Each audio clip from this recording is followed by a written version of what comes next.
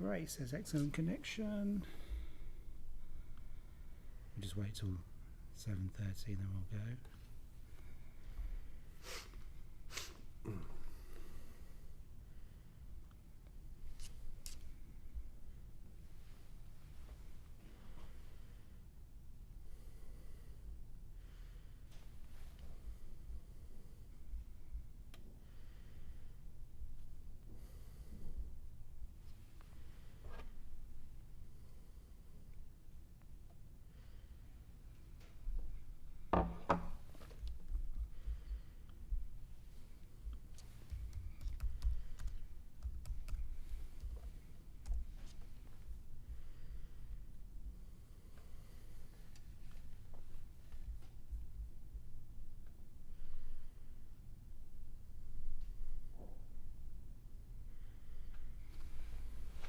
Yeah, I think we're ready to go. Good. Good evening, everyone. Hope you're doing well. Just a few announcements at the beginning here. Please subscribe to our YouTube channel if you haven't already. Loads of new music going up all the time. Live clips from concerts, lockdown videos, our YouTube chats and conversations. So yeah, please do subscribe. It all helps. If we can get to 1,000 subscribers, we can start monetizing our channel, so that's all good. Also, our Patreon channel, if you want to support us financially, helps us plan for future gigs. That would be great if you go to patreon.com Mood Indigo Events. So it gives me great pleasure to have Simon Spillett here with me today. Thanks for coming, Simon. Hi, Terry. So let's go back right to the beginning, shall we? Your family history. Yeah. Where are you a local lad? Whereabouts are you from? I was born in Chesham in Buckinghamshire, which is the last stop on the Metropolitan line. Some people would argue it's the last stop anywhere, but it's actually it was a good place to grow up. And come from a musical background. My dad was a musician. Lots of music in the family. Grew up with jazz around the house. All kinds of music around the house, but jazz was one of the musics. So consequently, I didn't have to get into jazz like some people do. It was just there from very early age. And my dad was a trombone player. Oh, okay, great. So that's the instrument that I really gravitated towards until I saw the light. And he, around about the time I was born, he was running a youth big band for which he provided some of the instruments. And when that band folded, we ended up with an attic full of instruments, and including some saxophones. So I was very curious about these instruments in these lovely cases, and you undo them, these gleaming saxophones in these lovely velvet cases. Brilliant. And I thought, well, I'll just try and see if I can get a sound out of one, and that was it really. So the trombone just sort of fell into the background, and I started playing the alto, and then the tenor. Probably would have been about 17, 18 when I started playing the tenor. Okay. Great. Yeah, so that was my introduction to actually playing an instrument. Brilliant. And so, did you used to go to your dad's gigs, or just when did you actually start playing with other people? I started playing. I was fooling around with various instruments, like lots of kids. I was fooling around with playing the piano when I was about 5 or 6. Then I played the cornet for a while, and then the trombone when I was about 12. And that lasted a few years. And I started going to local jazz gigs when I was in my teens. But the main source of inspiration for me as a jazz musician was my dad's record collection. Great. He had this incredible vinyl collection. And it was like the history of jazz in the house. And it was an amazing way to learn. It was a bit like having a sort of a physical version of Spotify. I'd say to him, yeah. Okay, I want to hear something by Count Basie, and he'd be able to pull out a record. And and I heard all these great players: Charlie Parker, Paul Desmond, Stan Getz, Art Blakey, Shelley Mann, Joe Mulligan, Gene Krupa, Count Basie, Duke Ellington, loads of brilliant. Chet Baker, and they all became heroes of mine when I was in my teens. I just fell in love with the music. Great. And did he let you actually go and play records of your own accord? Yeah. He used to be, what was really interesting, he'd play you a record. For example, I remember him playing me Miles Davis, Miles Ahead. He said, "You might like this." I'd never heard a record where all the tracks joined together in a suite before. Right, yeah. It's impressive. So he'd play that to you, and being teenaged and feeling that your dad possibly couldn't tell you anything, you'd be all kind of cool about it, and it's okay. And then the next day you'd go and find it on the shelf and get it out and think, oh, wow, this is amazing. So, yeah, I was collecting records. My dad's musical taste, because of the age that he was, were very much 50s, 60s jazz, and jazz prior to that, big bands and the swing era, which he was very interested in. And I started to listen to a lot of contemporary jazz. So that would have been very late 80s, early 90s. So I was listening to lots of Wynton and Branford Marsalis. Great, so they were contemporary. Yeah, stuff and Branford was a real idol of mine, as was Wynton. And I was also listening to people like Courtney Pine and Tommy Smith and Andy Shepherd, Jason Rebello, that whole contemporary school of British jazz men at that point. So it was good. I had both senses of perspective, the historic stuff. I was also going to see gigs, older musicians, people like Peter King and Dick Morrissey, Jimmy Hastings, those kind of guys, Willie Garnett, Duncan Lamont. I was going to see those guys and seeing the younger guys as well. So it was really interesting. This is all when you were a teenager? Yeah. Great. So you went straight in, and so you had, I was going to ask you if it was mainly the American guys you listened to, but it sounds like you were doing the UK scene and the American. Well, what was really interesting is the Americans on record, very occasionally a concert, you'd go and see Sonny Rollins or someone. I didn't start going to Ronnie's until a lot later, The first American band I ever saw was Count Basie's band. Without Count Basie, he died shortly before, but it was with Frank Foster, and that I would have been about 13, 14. But when I started going to my local jazz club, which was a club called Merlin's Cave in a village called Chalfont St Giles, and this was a very typical sort of... Oh, okay, just off the M25. Yeah. It's very typical kind of English jazz club, resident rhythm section and guest soloists every Sunday lunchtime. And I used to go, and it was like a magical world that was unfolding, because it wasn't like going to a concert. You could sit as close as you and I are sitting, and you could watch how the musicians responded to each other, and you could see a lot more about the practical way of playing jazz, which you didn't necessarily get from watching it on the TV or records or concerts. And it's where I met a lot of musicians that I later ended up working with. But it was such an amazing thing to sit as a 16-year-old kid, you turn up and have a packet of crisps and a pint of Coke or whatever, and sit there, close to these great saxophone players.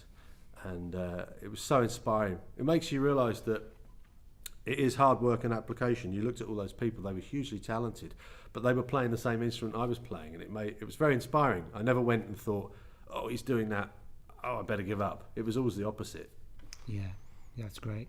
Just going to say, if anyone's got any questions, feel free to write them on the comments, and I'll ask Simon. Hopefully the internet gods are going to be kind to us today. As I always say, we've got a secondary camera going, so if it goes down, we've got something to upload tomorrow. But we're just going to carry on and see what happens. Should we do some playing? Yeah. Well, why don't we play? We'll play standard. Let's play Pennies from Heaven. Great.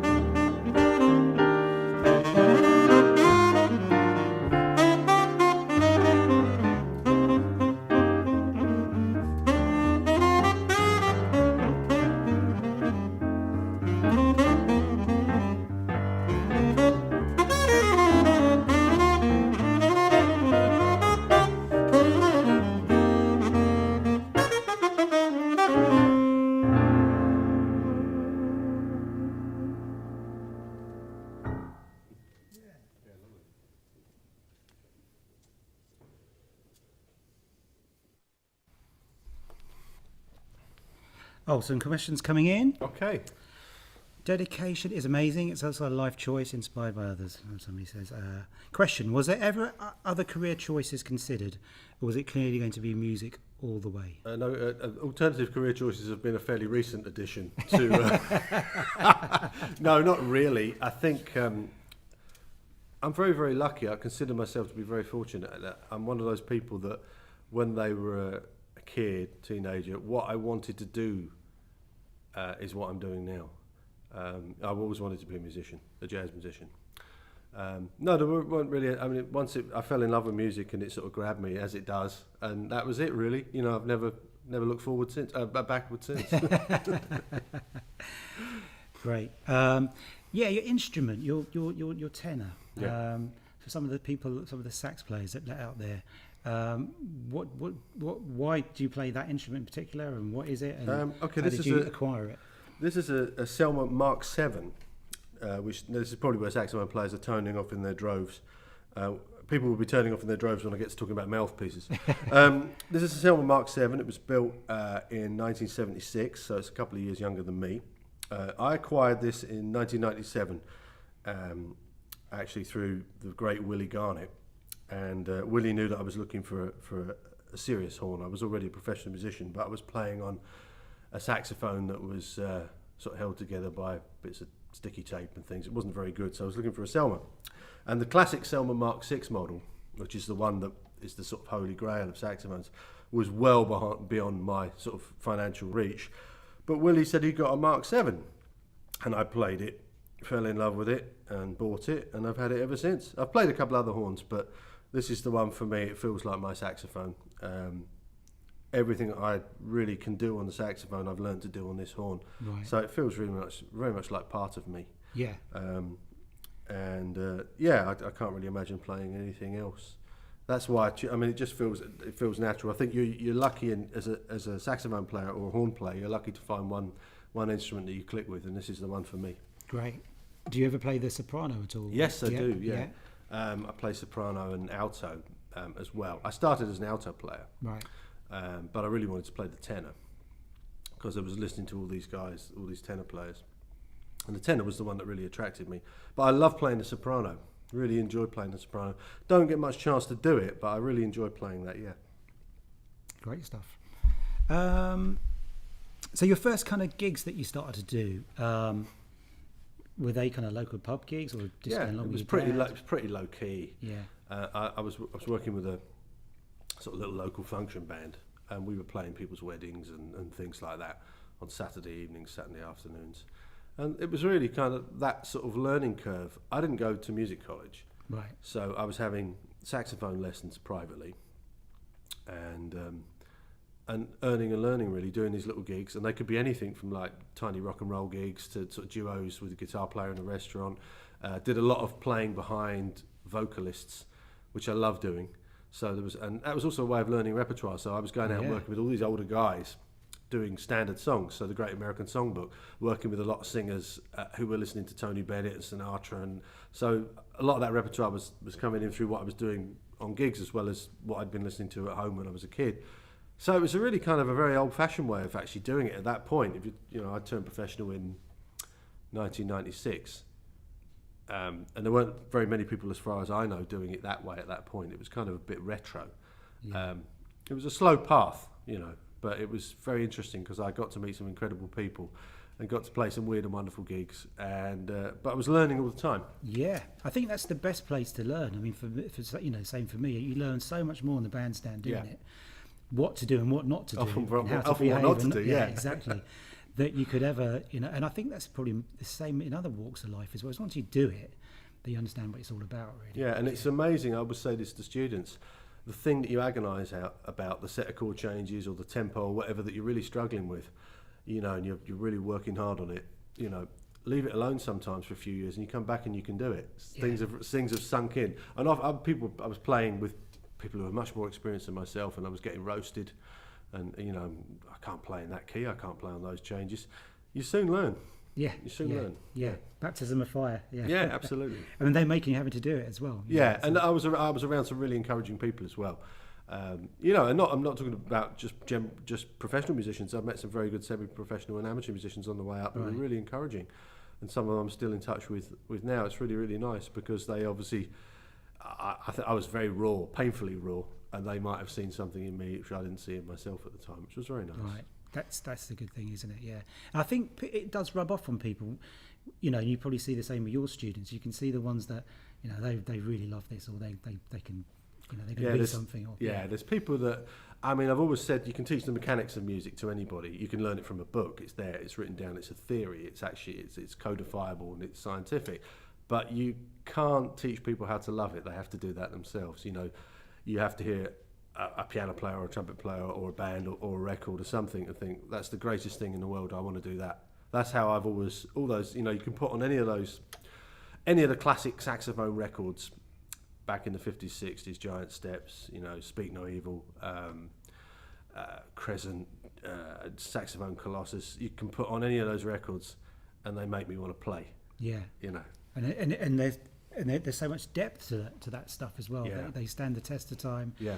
And each time you go back to listen to it, as your kind of understanding and level of, I don't know, musicianship or understanding of things elevates, so does your, you know, it's a deeper listen, and it's like, oh, of course, this multi-level, multi-layered music that you can. When I was listening to Coltrane in my teens, who was my favourite of all the saxophone players, simply because of the brevity of his journey, he changed around the saxophone and what it could do. You know, it's 12 years of recordings. He'd been a professional musician for over 20 years, but he only recorded for 12 years. He turns the saxophone around. When I was hearing that stuff, things like Love Supreme, Giant Steps in my teens, I absolutely fell in love with it. I didn't always understand it. Right, the understanding, the actual harmonic understanding, and also just, you know, what are they doing? How are they playing like that? That came a lot later. Yeah. Some of it I still don't understand. Like we don't, there's a mystery in it. Yeah. But no, you're right. As your musicianship improves, I've always said my listening of jazz has actually become, I appreciate it more and I enjoy it more now. I loved it when I was in my teens, but I listened with a bit more of an experienced ear, I hope. Yeah, I don't know what it was like for you, but I think you listen to things, you kind of go, I've kind of gone full circle, because you listen to something, you love it, you don't know why you love it, and then you go through this stage where, you know, where you kind of start to analyse things, and there's an analysis side of it, and then that can, you know, not ruin it, but you can be too much on that side, and then it comes back round again, and you actually love it for the right reasons again. So, you love it for the music it is, not for the techniques that it encompasses. Yeah. And it's just important. And I think it's important to have an understanding of the mechanics of music. But this is why I get a little bit impatient when people say, "Oh, jazz music, you have to really be intellectual and understand everything that's going on to get something out of it." You don't. It's very it communicates. It's got fantastic feeling. If you can tap your foot to it and you like the sound it makes, well, you're a jazz fan. You don't have to know whether a guy's playing a certain chord change or any of the technicalities. Yeah. It's great music. Yeah. It's great music before we understand what it is. Exactly. And I think another thing, because I put lots of concerts on, I get to know the people that come every month. And most of the people that come to this, you know, say the jazz concert here, aren't musicians. They come back every month, and you know, but they're jazz lovers, but they're not musicians. You don't get the musicians coming to the gigs. No, I think, I don't know about you. There's something actually very nerve-wracking when you play to a room full of your contemporaries or peers, because they're listening to it thinking, "Oh yeah, he's just squeaked. Oh yeah, he's just missed that chord change. Oh yeah, he's just slightly slipped off the beat," or whatever they might think. I think it has to communicate as a social music. So, you know, we play to all kinds of people. You think how many people we play to are musicians? It's minimal, but we're playing to people, and that's a very important thing. Great. Did you have any kind of mentors or did you? Yes. Was any one or two? Yeah, there's one in particular. I mean, after my dad, it was the kind of listening mentor. He was the one that really opened the door. When I was 18, after floundering around on the saxophone for sort of 6 months or so, I thought, well, I better get some professional tuition. And I've always done things in a slightly unique way, in the fact that I wanted to go and study with a jazz musician. And living locally to me was a very fine clarinet player and saxophone player called Vic Ash, who was a member of the BBC Big Band. And he was in his 60s. But he'd had this rich career in music going all the way back to the beginning of the 50s. He was in his first band that he joined. He was 20, and he was in the band with a 15-year-old Tubby Hayes. Then he went on to play with John Dankworth. He toured opposite with worked with Miles Davis, recorded with Clark Terry, Bob Brookmeyer, and then spent 25 years working with Frank Sinatra. Oh, wow. So I thought, this is a guy I can learn something from. Yeah. And he didn't teach, but I wrote him a letter and said, look, I'm struggling with the saxophone. Can you just give me half an hour of your time? And to my surprise, he phoned up. And I was 18, so I was very young. And he said, well, I'm really busy at the minute. I've just come off the road with Tony Bennett, and all this. But come over next Friday evening, and I'll see if there's something I can help you with. So I went to see him, and the first lesson, he said, get your saxophone out, play something. So I'm very nervously playing something. He said, oh, you've got a pretty good sound. And then he said, can you play this scale? I played that scale. Can you play this scale? Can you play A flat minor scale? Oops. And then he said, what's your reading like? And he put a part in front of me. I couldn't do that. So we had this very enlightening, exciting, but kind of humbling 45 minutes. And at the end of it, he said, well, I don't teach anymore. I don't like teaching. He said, I really, he said, it has to be something really special for me to consider teaching. And he said, in your case, I'll make an exception. So he took me on, and I studied with him for 2.5 years. People often ask me what he taught me. He didn't teach me how to play jazz. We didn't sit there looking at chord sequences and tunes. He taught me how to play the saxophone. Yeah. So he taught me how to practice. He taught me how to get sound. He taught me the mechanics of it. So he was a real craftsman, and he opened a lot of doors for me. So I'm always indebted to him. Great. And you did that for what, 2 years? Did you About say? 2.5 years, and after that, I turned professional. So yeah, it was an interesting way to do it, to have one-on-ones with a player of that kind of caliber. Fantastic. Yeah, it was great. Yeah. So you're obviously a huge Tubby Hayes fan. You had to get to that at some stage. I thought that would come up. So tell us the story of how you ended up being such a connoisseur. And well, Tubby was one of the musicians that I was listening to in my teens. I mean, the jazz police are flying over. Oh yeah. Well, oh yes, flying low as well. Tubby was one of the musicians I was listening to in my teens. People have asked me if there was a sort of seminal moment. There was, but I was listening to people like Charlie Parker and Mulligan and Sonny Stitt and Sonny Rollins, and Tubby was in there with all these guys from that era. But there was the afternoon when we saw the classic BBC Jazz 625 show with Tubby's big band, and that was the moment when I really became aware of just how brilliant he was. And I was very young. I was about 13 when I saw that. Oh, okay.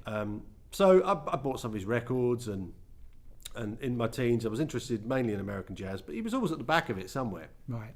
Also, when you started to go to these jazz clubs, even as a sort of teenager sitting in the audience, people were talking about this great guy Tubby Hayes, who died very young, and made all these records that you couldn't buy anymore. He was kind of very obscure, and you couldn't go into a record shop and buy one of his albums, but everyone talked about him like he was this amazing legend. Then when I became a professional musician, all the professional musicians were talking about him, and it just went from there really. I was fascinated by his story, which is an incredible story. He was professional at 15, and died at 38, and had this incredible career in a very, very short space of time. And he left an amazing recorded legacy. And that was it, really. I just thought, this is a really interesting guy. I never intended to document his life or write a book about him or anything like that. I just really liked his music and loved his playing. So that was it, really. And then, some years later, I thought, well, he's got a really interesting life story. Why has nobody written a book about him? Oh, I'll have a go. And that was it, really, yeah. So, had you any history of writing before that at all? Did you have an interest in Yeah, writing? I've always had an interest in writing. I mean, when I was in my teens, I'd write sort of spoof sleeve notes for imaginary albums. Oh, so, wow. I'd just think of two guys that never made a record together. Chick Corea doing a duet with Thelonious Monk, and I'd write a spoof sleeve note for it. And I was kind of like interested in writing about music. And then I ended up through a roundabout route, sort of doing the odd sleeve note for record companies. This would be when I would have been in my 20s, mid to late 20s. So I got, I started to understand a little bit about writing about music, writing about jazz. And I had quite a gift for that. Seemed to be able to do that. Were these retrospective recordings? Yeah, for example, a record company would call me up and say, look, we're putting out a double album of Charlie Parker. Can you write something on Charlie Parker? Yes, of course. And then it spiraled from there. I've written so many sleeve notes. I must have written over, I think, about 150 sleeve notes for albums. Wow. And it's not as impressive as it might sound superficially, because it's only sleeve notes. A lot of people don't even read them, but it gave me a real insight into. I like to write about the characters, the context. All these people belong in a context, and Tubby came from such a rich period in social history over here. Yeah. So that was my writing experience. I'd never written a book. Right. I didn't think I guess you had a word limit for a sleeve note. Yeah, I always break it. But the book was a real. It was amazing because I was getting stories from everybody. You know, you go to a jazz club, and if you were playing, people would come up and say, "Oh yeah, I liked it. You played the Tubby Hayes tune. You know, I remember Tubby. He did such and such." Or if I was working with people like Alan Ganley, Spike Wells, Tony Levin, Jeff Klein, Louis Stewart. These are all people that had worked with Tubby Hayes, so you were getting it straight from the people that had worked. And were you subconsciously taking this all in at the time, or were you thinking, right, hang on a minute, I'm going to write this book? So when did you start to put some of this stuff down? Well, it was all, I mean, every gig I seemed to be coming home, every gig with a story, and I used to write them down. And I thought, and they all started to add up, and I thought, well, this is really interesting, because they're telling me stuff about him that's not in any of the biographical bits in jazz encyclopedias. This is really interesting. This guy was actually, there was much more to this guy. He was brilliant, but there was a lot more depth behind it, and a lot more, a lot more drama behind his story than was sort of previously thought. And then it just came together, and I thought, right, I'm going to do it. And it took a long time because I was busy playing. The two things kind of came hand in hand. Because people knew I was writing about Tubby and I was influenced by Tubby, I was getting to play with people that I probably wouldn't have played with if I hadn't had that connection. So it was building quite nicely, the writing and the playing. So I was writing in between doing gigs, and I was getting really busy. And the hardest bit of all was finding a publisher. And that was the real tough thing. So between thinking about writing a book, which would have been about 2003, it took me until 2015 to get it. It was out. It was published in 2015. So it was a long process, but an enjoyable one. Yeah, I was going to ask you about the publishing side of it. So, did you start to write the book and then seek a publisher? Yeah. Right. Yeah. I didn't want to go down the self-publishing route. There's nothing wrong with that, but I just thought this guy's an icon. He's an icon of not just British jazz but international jazz. There's got to be a publisher out there that's going to want this story. And there was Equinox Publications who've done some really important books on British jazz in particular. I was really, really pleased when they took it on. I tried, I think it was 22 publishers. Right. So you can imagine, you know, I'd hawked around this very lengthy manuscript thinking, oh, this is really bad. And after 22 rejections, you start to think, do you know what, I really don't think I should be doing this. And Equinox took a look at it, and they said, yeah. So that was it, yeah. So it came out in 2015. We did an expanded paperback edition in 2017 with some new information that had come to light, and it's still selling. Brilliant. And what was it like working with an editor or a publisher? Interesting. Did they? Yeah. How much did they change it? Well, what's really interesting is they came back and said, okay, we need to get rid of this, and this. And there was a lot of streamlining, some fine-tuning. Because it was, you know, I'll admit, it was for writing a book, writing a sleeve note or writing a chapter is one thing, but to write a balanced biography is another thing. So there was certain aspects to it about which I was very green. So the editors were very helpful. They chopped a bit out, moved a few things around. I was very pleased that when the paperback came out, they asked me to put things back in. So it proved that there was something in my original draft. So yeah, it's an interesting process, and I feel my writing is tighter and better now than it was then. Great. Even just 5 years ago. And I guess, did you say around 2000, 2002? Did you say you wrote the book? Yeah. So I mean, this is probably pre-Wikipedia, pre-internet Google. Oh searches. Yeah, I was getting copies of the Melody Maker from 1960 out and leafing through them to find information. Yeah. So this was real. Yeah, this So it must have been almost investigative, trying to. Oh yeah. You know, not leave any stone unturned. Yeah, and the interesting, I used to compare it to unraveling a ball of wool. The more you pull, the more there seems to be. Yeah. And it was fascinating because there were so many little tidbits and within the contemporary press of the day, you know, things like Melody Maker, which was almost like a gossip column paper, because you'd learn about the musicians' personal lives. So-and-so's left this band and he's going to be playing with this band for 2 weeks and they're going to be there on that night. All these little stories. Yeah. Most of them all made up. Yeah. And then when I know Tubby's son, Richard, very well, and I got to know Tubby's last partner, Liz, with whom he was living at the time of his death. And she very, very kindly gave me her archive, which included his diaries and letters and contracts and recordings and lots of personal stuff. So I had a really personal inside look at how his life worked, you know, which is it's like gold for a biographer to get that. Yeah. You know. And was there anything in there that you thought, I can't put in the book? Yeah. That you had to keep. Yeah, there's certain things that Tubby had a very up and down life, and it's no secret whatsoever that he was a victim of the kind of drug culture of the day around jazz at that point, and it affected every aspect of his life, right, professionally and personally. And there are still some things I know about him that I wouldn't put in the public domain, just out of respect. I've been very transparent about the fact he was no angel all the time. You know, he could be two characters, but I think the respect for the music and his musical achievements was what I wanted to put across, and I think that stands up. I think we don't have to necessarily condone the way he lived, but it's a bit like Charlie Parker. It's not all nice stuff, but what he left the world is a gift to the world, you know. Yeah, great stuff. Should we do another tune? Why don't we play a ballad? Great. Let's play.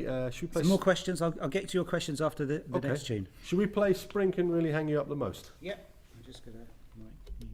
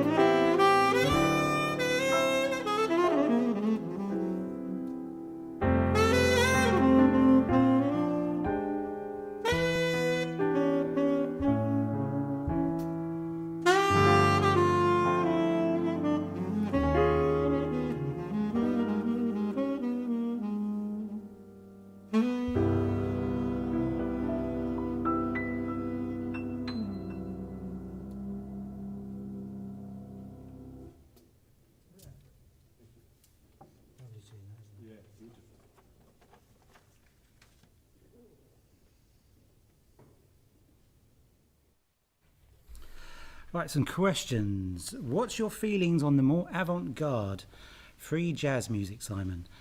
Have you ever ventured there? Yeah, I've played some free music. It's really interesting because when people talk about avant-garde and free music, that's as wide a sphere as jazz itself. There are good players within that music and there are bad players within that music, like there are in any kinds of styles. I've got tremendous respect for the best people within that music. I mean, someone like Evan Parker is a masterful saxophone player. He does things on the saxophone that nobody else can do. And he's really made a contribution, so he's an incredible player. And a lot of avant-garde jazz, I know it mystifies people because it's the famous quote is it's like playing tennis without a net. It goes back to what we were saying earlier on. Some of that music might appeal more to musicians. You might hear something and think, oh, I really love the techniques that guy's using to create those sort of colours within the music. Yeah. But it might not communicate to someone who can't listen at that level. It depends. Some of it I like, some of it I don't like. But then that applies to all kinds of music. Yeah. I don't think you should just dismiss it out of hand because there are some incredible people that push barriers and have pushed barriers in the music. I mean, I love the later John Coltrane recordings. There's something very, very spiritual in them, obviously, but there's also something incredibly exploratory, and it's real. You know, he's trying to do something different, and I really applaud people like that. Yeah, so I've got my likes and dislikes even within that, but I would say it's definitely a worthwhile endeavour within jazz. Somebody says, you mentioned Dick Morrissey earlier. Do you have any memories you can share with us, please? Yeah, I do. This is from Keith Razel. Yes. Razel? Hello, Keith. I know Keith. Yeah, I do have some memories. Dick was one of the regular guests and one of the most popular guests at the local jazz club that I used to go to in my teens, Merlin's Cave. Dick, in fact, was the first British jazz soloist that I ever saw live in a club. I walked in and he was one of those people that could make a room feel good just with a few notes. Yeah. Whenever you went to one of his gigs, everybody was the feeling in the room was beautiful. Great. And he was a gorgeous man as well, such an encouraging person.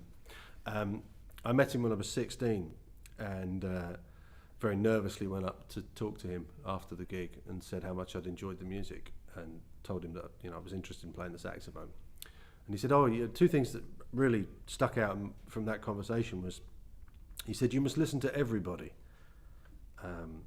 And he said, everybody from the beginning of the music to the people that are playing now. And I said, who do you listen to? And I expected the reply to be, Sonny Rollins, John Coltrane. He said, Louis Armstrong. And that was the first name. He said, because it's all in there. Yeah. He said, in Louis Armstrong, he said, there's the building blocks of everything we try and do. And for a 16-year-old kid who was really interested in kind of bebop, post-bop, hard bop, that was a really interesting thing to hear. I loved Louis, but I'd never really thought of it like that. And of course, it shows you that categories are irrelevant. Yeah. I got to play with Dick only a couple of times. I was very, very raw and very, very green. I was about 17, 18, so I hadn't been playing for long. And I sat in with him a couple of times. And I have to say, and you'll have experienced this, you get guys that are great and that's it, they're great. And their greatness, they don't care about anybody else's greatness or potential. They just do their thing and you've got to stay out of the way.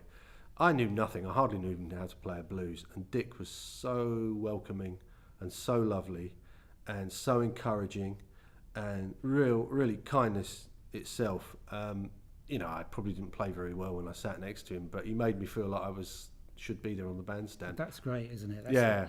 I think you really need those sort of characters to. Otherwise, the music's going to die, isn't it? You know, if everybody says no, we can't encourage anybody else. Yeah, he says this is our thing, and and it was that. And, I was green and young and didn't really know what I was doing. But there was no sort of. I didn't feel intimidated by him. I was in awe of him, but I didn't feel that he was freezing me out or trying to do any big time attitude. That's really important thing. Yeah, and I always remember him for it. I mean.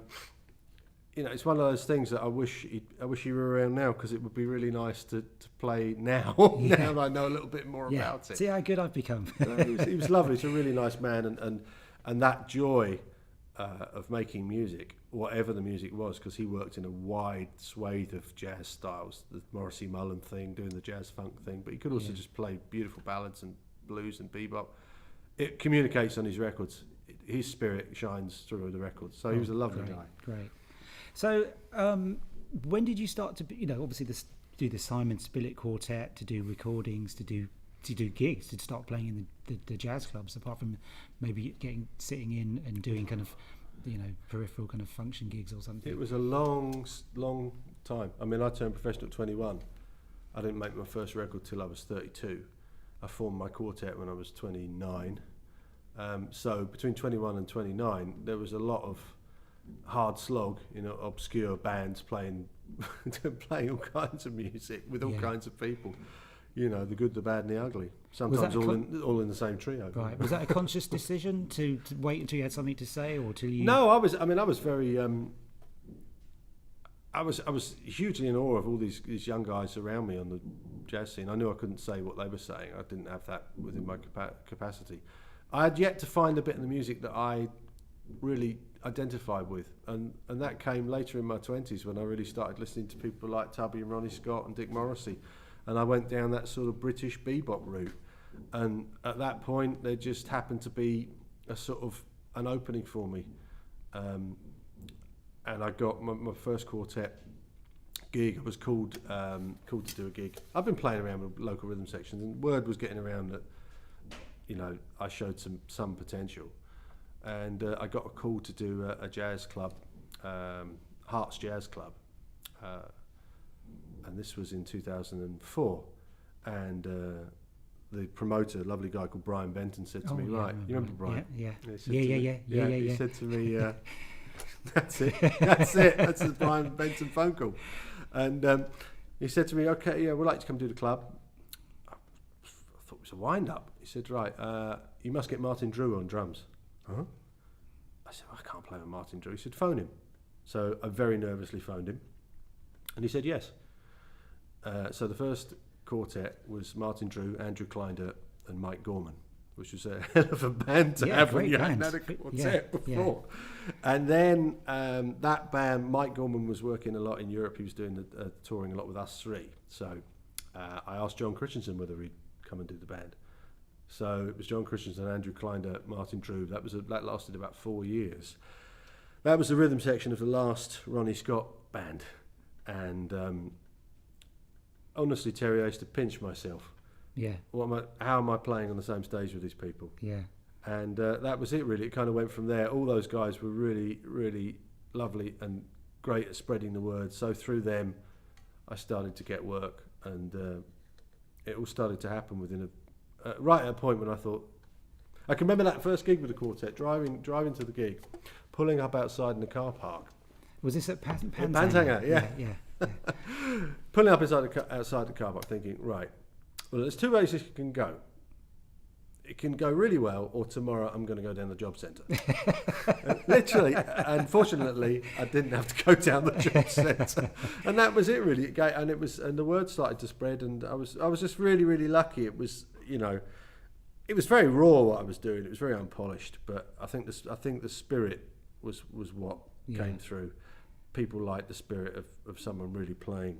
Great. And what kind of material did you put together? Well, in those days, we used to play, at the very beginning, we were playing some of my original material as well, which, I mean, I used to write a lot in those days. So there were bebop-y kind of things, you know, original lines on changes or some original sequences, but also a lot of Tubby Hayes tunes. Right. And so that... They came in early then. Yeah, and that was kind of like, oh, this guy's sort of playing in the sort of Tubby thing. He's doing Tubby's material and he's playing in the quartet, and it's kind of that general approach.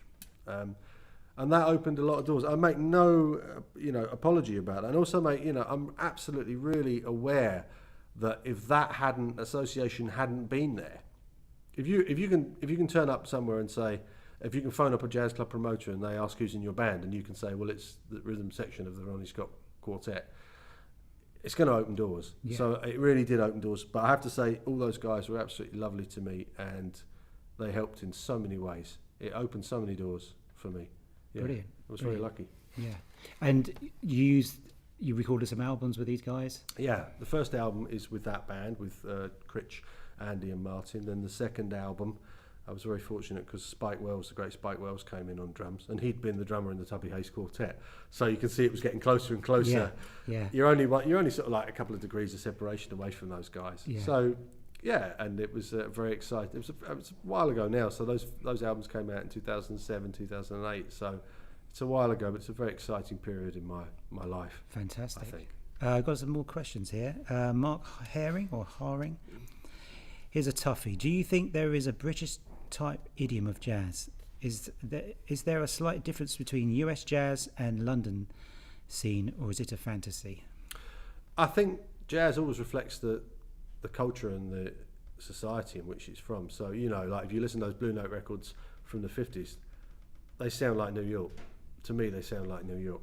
And if you listen to the Tubby Hayes Quartet records from the 60s, they sound like London in the 60s to me. So I don't think it's always a fallacy. I think we can read into this a bit.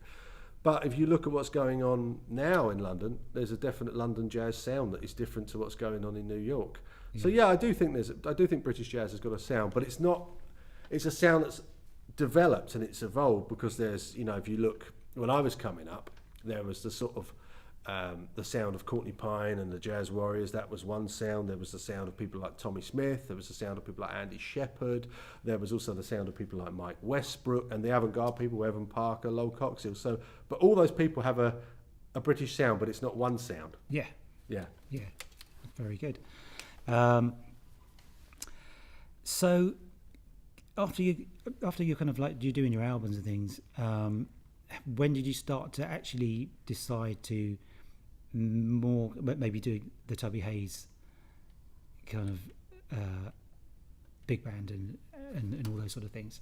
It was a logical development, really. I mean, once I got associated with Tubby, promoters would say, right, we'd like the quartet, and would you do it as a tribute to Tubby or a celebration of Tubby's music or a homage or whatever you want to call it? Try to avoid the tribute word, because tribute can make it sound a bit like it's one of those kind of sort of slightly tacky tribute acts. Yeah. And I hope it was never that.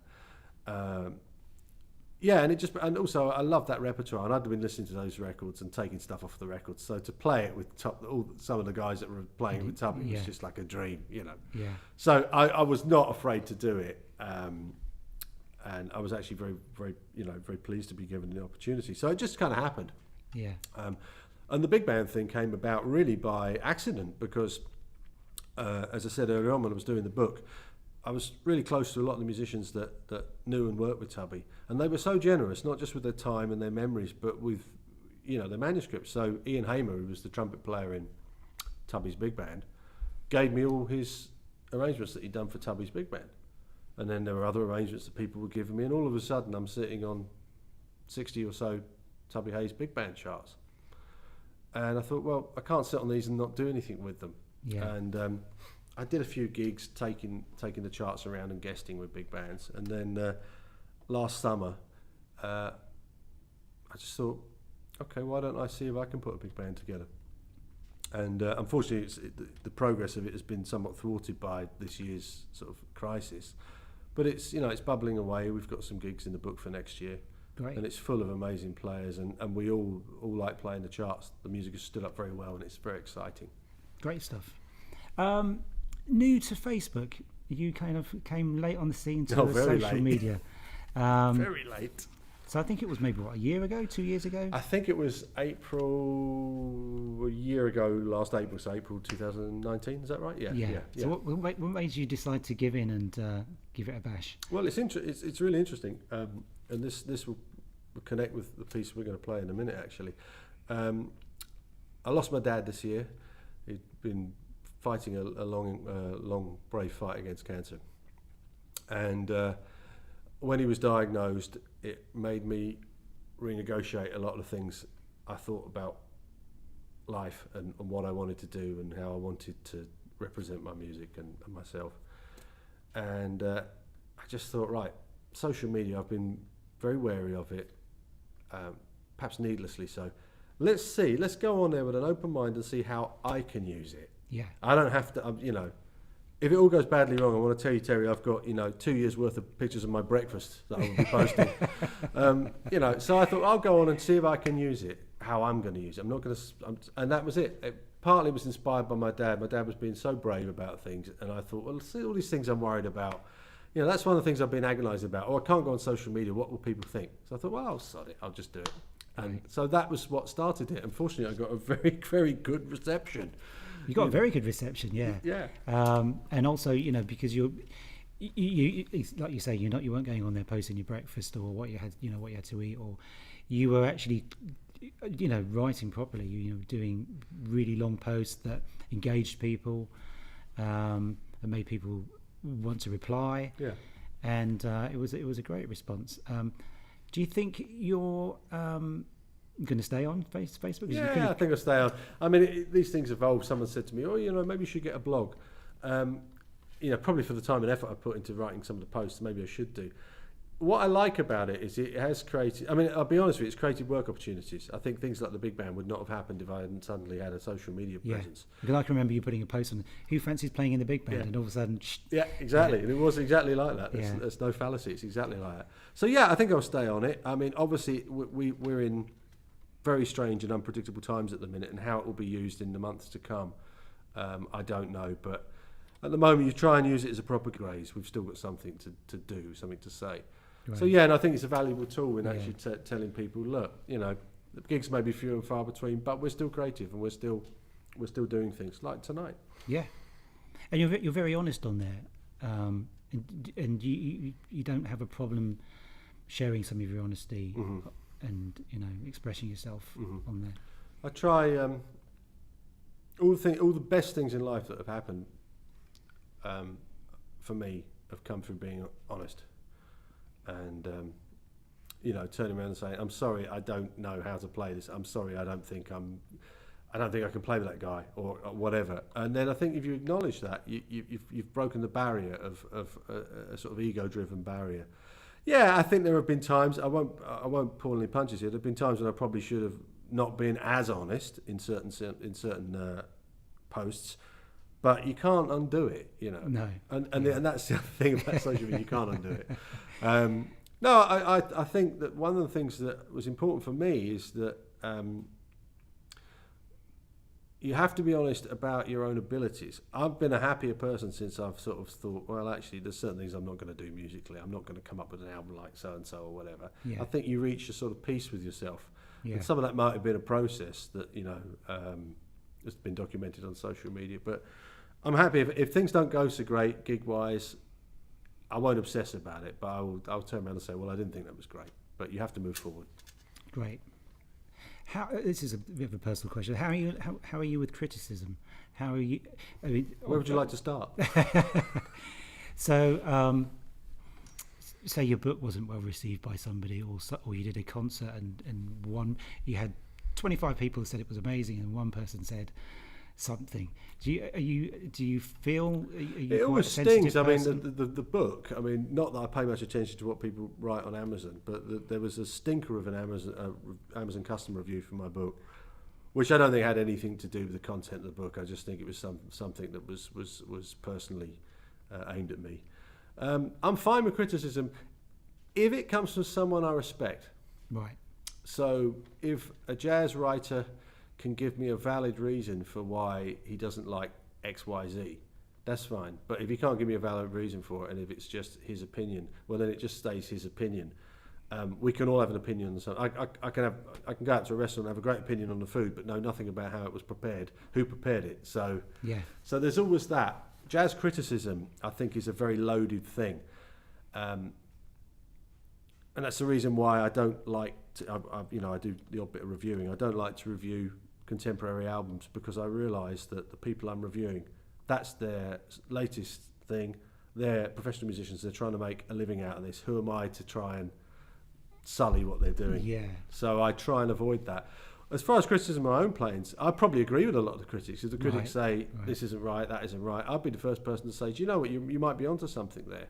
I've been very fortunate. I haven't had too much undue criticism. The worst places, funnily enough, are the places that can't be regulated, like YouTube, where people just seem to be prepared to just say anything. Yeah. That I question whether they would say it to your face after a gig. Sure, yeah. You know, but that's social media. That's the internet, isn't it? Oh, somebody had a question, but they retracted it. Oh, so. Okay. Should we do some more play? Yeah, let's play. Let's play. By J.J. Johnson called "Lament," which is a tune that my dad introduced me to. So sort of a dedication to him. And the form is all the way through every time, yeah? Yeah. Want something? Or? Yeah. Spend tempo.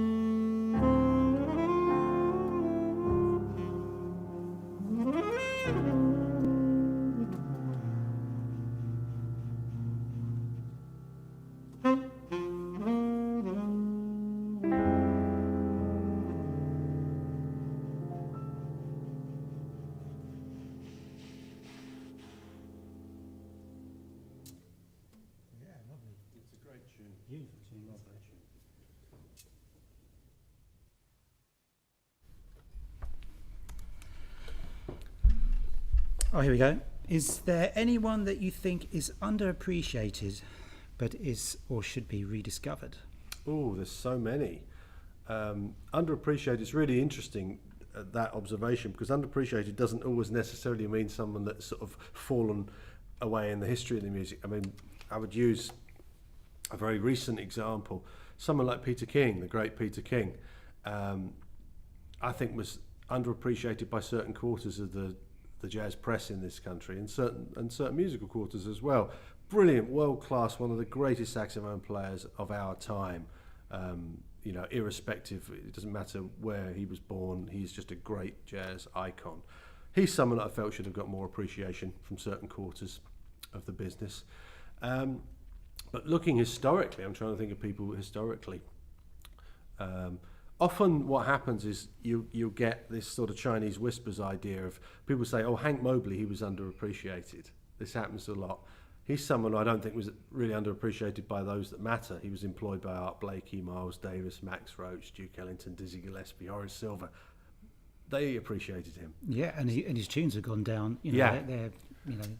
I'm trying to think of what would be a real shame, I think, for me is if some of the people that pioneered this music, but simply because it's a long time ago, got overlooked. Someone like Sidney Bechet, for example.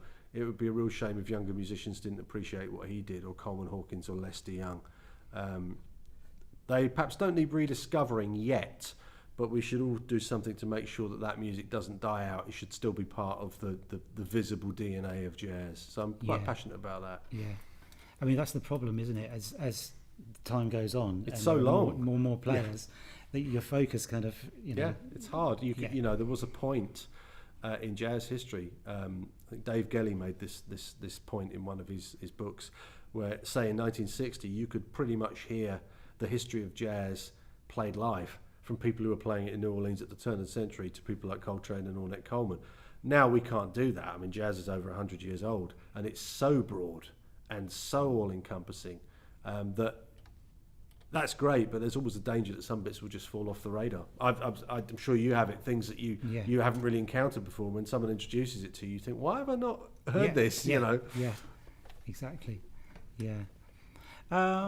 So during the last lockdown, you have got your pen out or your computer out, Yes.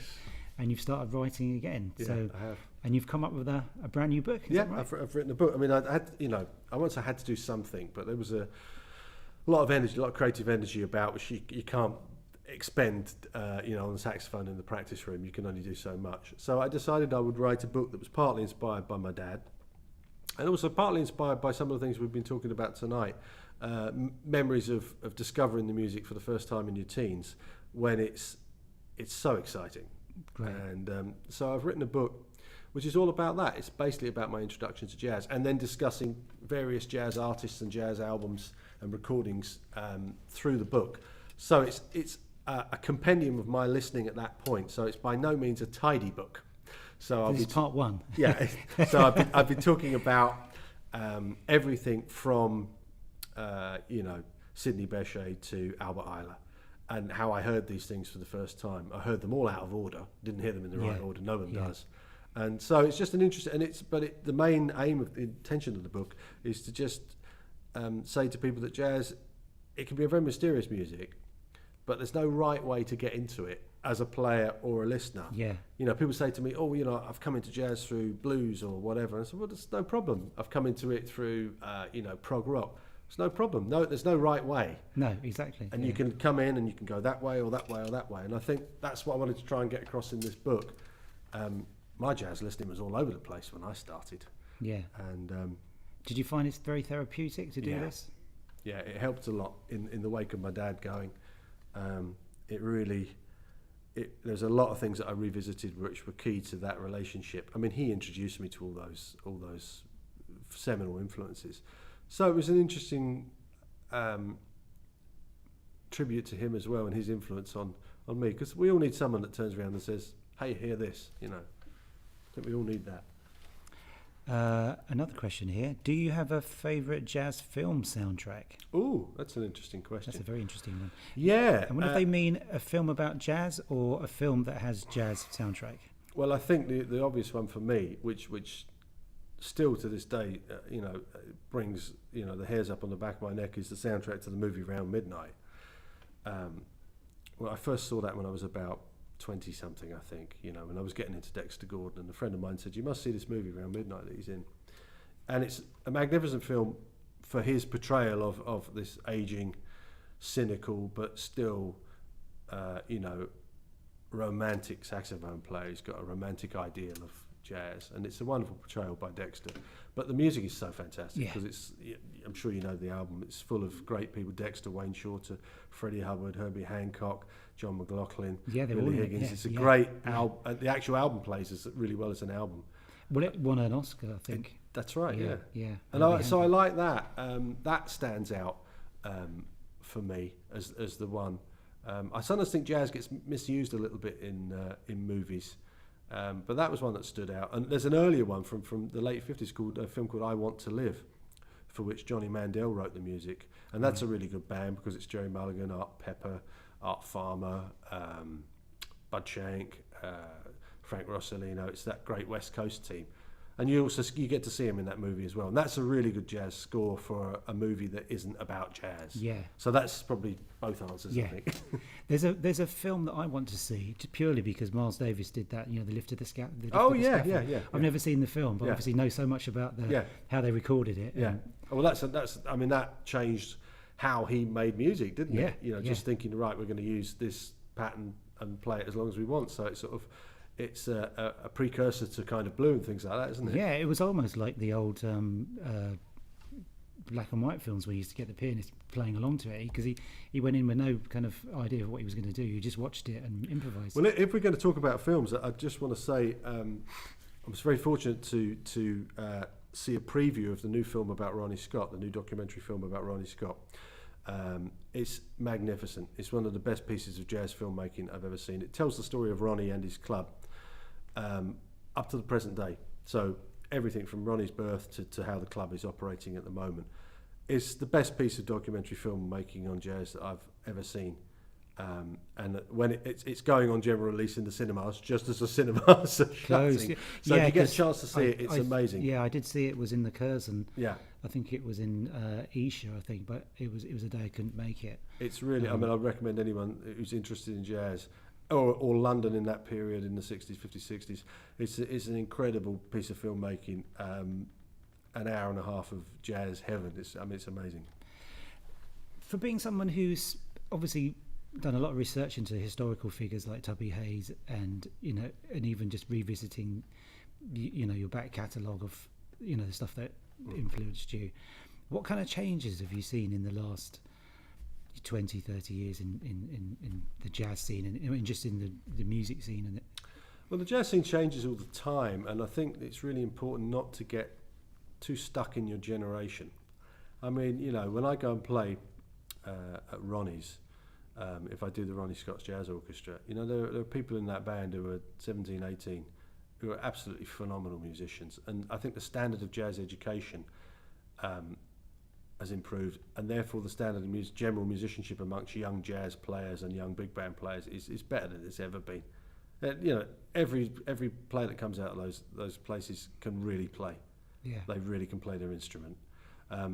So that's a general thing that I would say I've seen change. Obviously, the venues, it's changing all the time. The kind of grassroots venues that I cut my teeth in, and including things like Merlin's Cave, my local jazz club in those days, they're becoming ever more thin on the ground, and I worry for their comeback after all the COVID crisis. Happened, so I'm worried about that. Yeah. So those are the changes. But I think the music is healthy. I think the music is very, very healthy because there are practitioners, young practitioners of every aspect of it.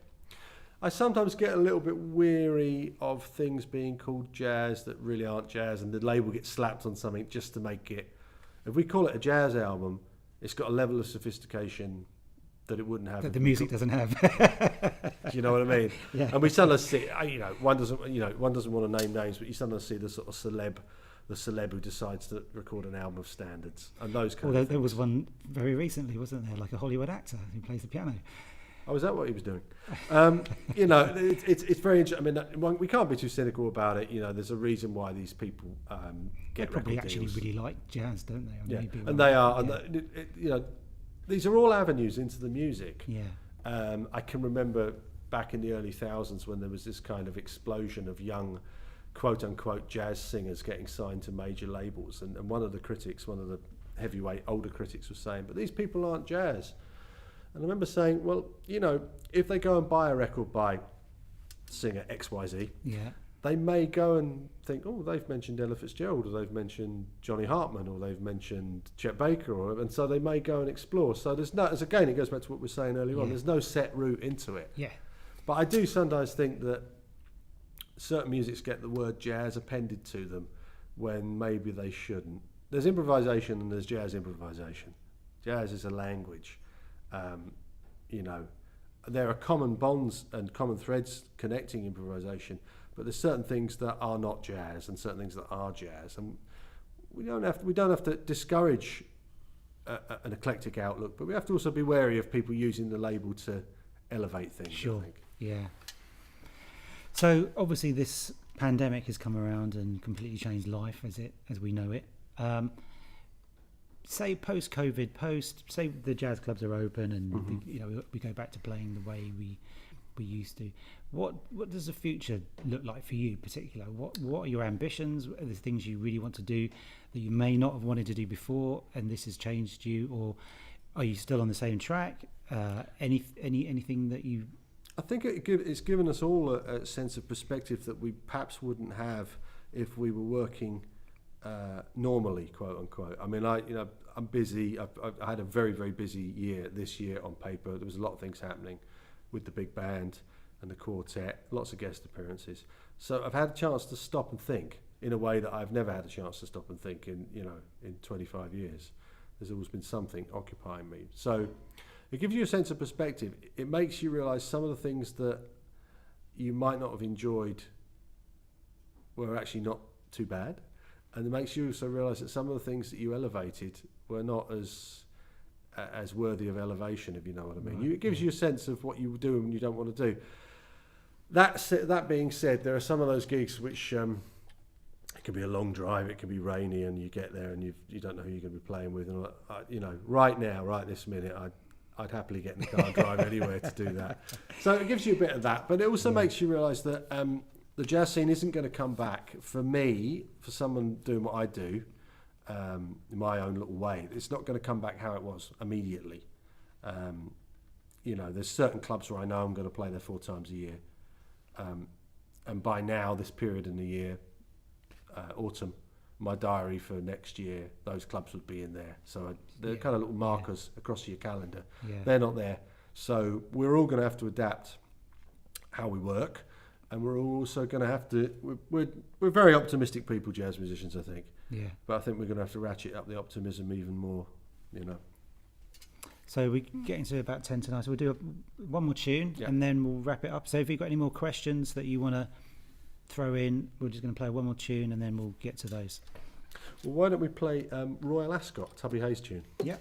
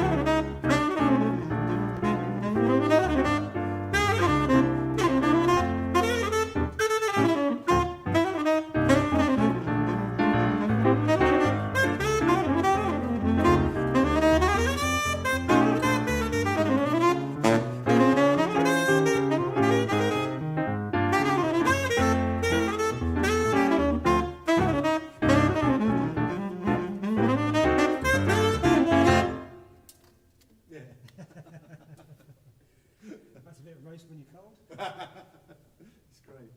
Sounded great. Great stuff. I think the last time you played here, you said you weren't going to do any more CDs. Is that still the case? Well, that's another thing that I thought about in lockdown. I think maybe I should do another album. I've never been particularly happy with what I've recorded. Musicians generally aren't, are we? Yeah.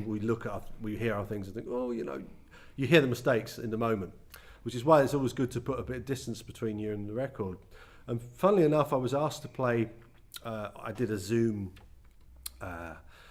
interview very similar to this earlier this year, and I was asked to play some of my own music, and so I had to listen to my own records, and the first album I particularly enjoyed actually going back to it, and it's made me think, well, I've maybe been a little bit harsh on my own efforts and maybe a little bit too shy about recording, so it's possible that I'd like to do, and I would like to make another record at some point. I think I've got a better record in me than the three that I've already done, put it that way. Great, yeah. And when you listen back to those very early ones, it's almost like listening to somebody else. It is, yeah. Actually, there's things that appear in your playing and disappear. You must experience. You think, oh, I used to do that. Why don't I do that? Or it might not even be. I still do that. Yeah. Or things like, oh, I was trying to do that, and now I know where it's supposed to go. Exactly. So but I think with the first album in particular, I think your first album should always be a bit like the cork out the bottle. It should always be. There should be you saying, "Hey, I've arrived. This is what I'm doing." Yeah. And I think there's a nice quality to that first record. I'd like to do another one. When and where and how, I'm not sure, but I'm sure there'll be another record at some point. Just going back to your book, your second book, are you going to self-publish that, or have you got a publisher? I've got no idea at the minute. I mean, it's probably a bad time to start talking to publishers about things, but there are a few irons in the fire. Fortunately, I think I've got enough of I've made enough of an impact writing about jazz for people to maybe take this a little bit more seriously than an unsolicited manuscript, a few years ago. I'm hopeful that a publisher will take it up. I think it makes a nice story about someone discovering jazz and growing up. So maybe it makes a bit more of a broader story. Yeah, make a good film as well. Any more questions here? Let's have a look. What do you think Ronnie Scott's playing? Oh, I love Ronnie. Love Ronnie Scott's playing. He was almost even more obscure recording wise when I was coming up. Nobody had any Ronnie Scott albums. He didn't record a lot. He hated recording. Well, there's probably someone who was really underrated. And I think underrated as a result of him not recording. He was not underrated by musicians. I mean, people like James Moody and Bob Berg and Michael Brecker and George Coleman, Sims, Dexter, they all considered him a really good jazz saxophone player, as do I. I love his playing, always loved his playing. He was far too self-effacing and modest to realise what a good saxophone player he was. And when you listen to him play with Tubby in those recordings with the Jazz Couriers, it really is, it's two great saxophone players together. I haven't got a lot of time for people who say to me, I've had a few people say, oh yeah, Ronnie was all right, but he's a club owner who played the saxophone. No, he wasn't. He was a saxophonist who eventually became an international club owner. Beautiful player. Love his playing. Great joke writer as well. Oh yeah, of course. Great raconteur, or as he would say, a raconteur. Yeah. So we're probably it's 9:00, so we're probably going to wrap this up. Any more questions? Doesn't look, there's just a few hellos and all that kind of stuff. So I guess it'd be a great place to say when you're playing next, but we don't know when you're going to be playing next, I guess. Well, thus far there's a gig at Ronnie Scott's with my quartet on the 13th of December. I'm hoping the date isn't ominous. That's still in the book. Obviously we don't know what's going on, but that's the next gig. And that's a live stream as well, isn't it? I believe it will be with a live audience, and I think one set will be live streamed. So that's with the quartet on Sunday the 13th of December. Oh, so hopefully we're back to everything crossed again. Yeah. Well, thank you very much, Simon. Really insightful. Great Pleasure. Playing as always. Thanks for coming to do it, and hope we get to do it again soon and play for real on some gigs. Yeah. Well, thank you very much, Terry. It's been an absolute pleasure being here. Thanks, guys. Don't forget, subscribe to the YouTube channel if you can. Check out moodindigoevents.co.uk for what we're doing. See you again soon. Cheers.